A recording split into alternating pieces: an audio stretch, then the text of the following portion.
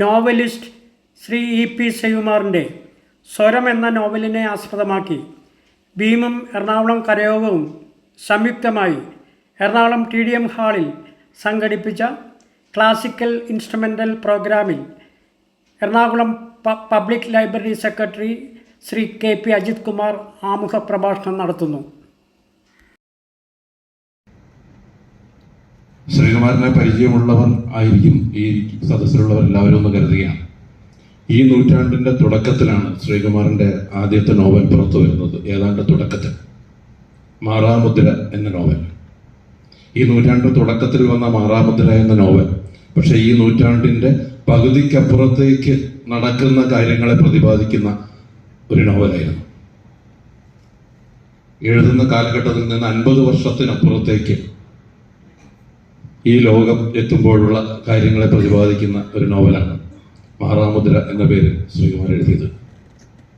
അതിനുശേഷം എഴുതിയത് കേരളത്തിൽ നിന്ന് ഒരാൾ സുമൗഗസ്തിക്കാരനായി ജപ്പാനിലെത്തുന്നതും അവിടെ കഴിയുന്നതും അവിടെ ഇടപഴകുന്നതുമായ ഒരു കഥയാണ്. മനസ്സിൻ്റെയും ശരീരത്തിൻ്റെയും ആർത്തി എന്നല്ല, ആസക്തി എന്ന് തന്നെ ആണ് ഞാനതിനെ വിശേഷിപ്പിക്കുന്നത്. ആസക്തിയായി സുമൗഗസ്തിയുടെ ചടങ്ങുകൾ മാറുന്നതിൻ്റെ അത്ഭുതകരമായ വിജ്ഞാനം നമുക്ക് ആ നോവലിൽ നിന്ന് ലഭിക്കും.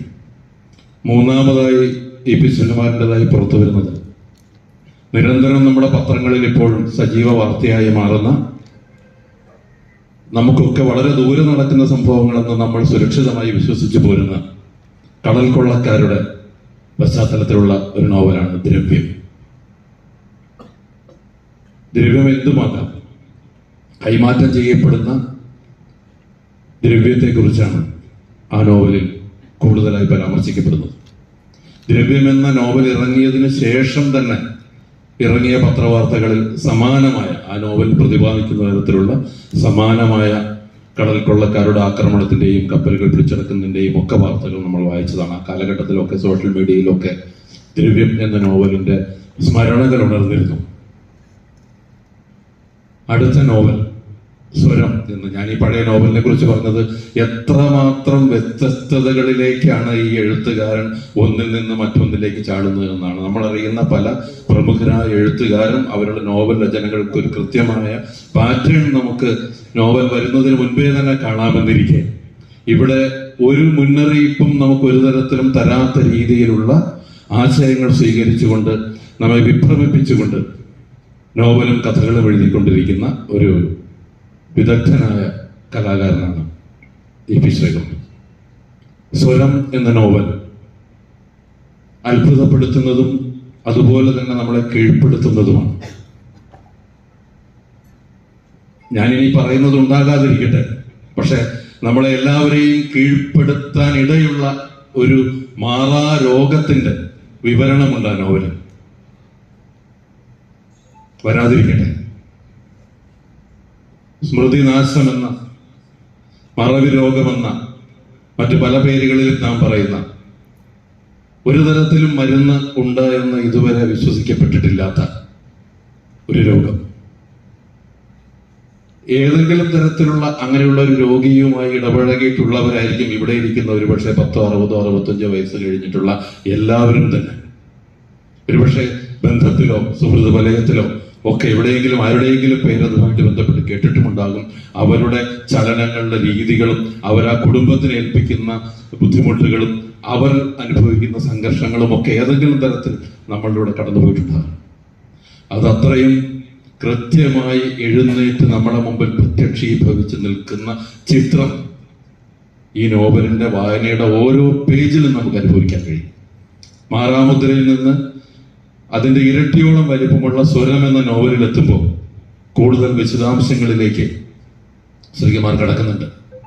ആ രോഗത്തിന്റെ മുഴുവൻ ശാസ്ത്രീയ വശങ്ങൾ, മസ്തിഷ്ക പഠനമെന്ന പുതുതായി വളർന്ന് വികസിച്ചു വരുന്ന, എപ്പോഴും വികസിച്ചു കൊണ്ടിരിക്കുന്ന മസ്തിഷ്ക പഠനമെന്ന വിജ്ഞാന ശാഖയുടെ ഒരു നോവലിൽ ആവിഷ്കരിക്കാൻ കഴിയുന്ന എല്ലാ വിവരങ്ങളും അതിൽ ഉൾക്കൊള്ളിച്ചിട്ടുണ്ട്. വൈജ്ഞാനിക സാഹിത്യം എന്നൊക്കെ യഥാർത്ഥത്തിൽ പറയേണ്ടത് വിജ്ഞാനത്തെ നിരത്തി എഴുതി വെച്ചിട്ടുള്ള കുറിപ്പുകളല്ല, വിജ്ഞാനത്തെ സാഹിത്യത്തിലേക്ക് ഇടകലർത്തി നമ്മളിലേക്ക് തരുന്ന ഇത്തരം സർഗാത്മക സാഹിത്യ വിജ്ഞാന അവതരണങ്ങളെയാണ് യഥാർത്ഥത്തിൽ വൈജ്ഞാനിക സാഹിത്യം എന്ന് പേരിടേണ്ടതെന്ന് ഇപ്പോഴത്തെ കാലത്ത് ഈ നോവലുകൾ എഴുതിക്കൊണ്ട് ശ്രീകുമാർ ഈ ലോകത്തോട് പറയുന്നുണ്ട്.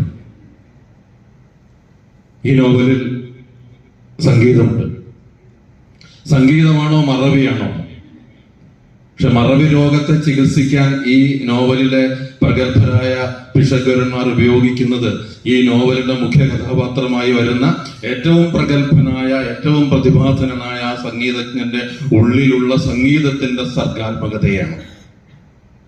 സർഗാത്മകതയും മറവിയും, സംഗീതത്തിന്റെ സർഗാത്മകതയും മറവിയും, ഇത് രണ്ടും ചേർത്തുകൊണ്ട് ഒരു ചികിത്സാ സമ്പ്രദമായി മുന്നോട്ട് പോകുമ്പോൾ ചികിത്സയുടെ അവസാന ഘട്ടത്തിൽ വെളിപ്പെടുന്നത് ഇത് മാറിക്കഴിഞ്ഞാൽ ഇതിൽ ഏതെങ്കിലും ഒന്നേ നിലനിൽക്കൂ എന്നുള്ളതാണ്. അസുഖം മാറിയാൽ ഒരുപക്ഷെ ഓർമ്മ, വിസ്മൃതി അത് കുറഞ്ഞു വന്നേക്കാം, പക്ഷെ സംഗീതത്തിന്റെ സർഗാത്മകത നഷ്ടപ്പെടും. അല്ലെങ്കിൽ സർഗാത്മകത നിൽക്കും, മറവി രോഗവും അതുപോലെ തന്നെ നിൽക്കും. ഈ രണ്ടിനും ഇടയ്ക്കുള്ള വഴി ഏതെന്ന് തിരഞ്ഞെടുക്കുന്നത് എങ്ങനെയെന്ന് ഈ നോവൽ വായിച്ച് അവസാനിപ്പിക്കുമ്പോഴും നമുക്ക് മനസ്സിലാകുന്നില്ല എന്നുള്ളതാണ് ഈ നോവലിന്റെ ഏറ്റവും വലിയ സർഗാത്മകത.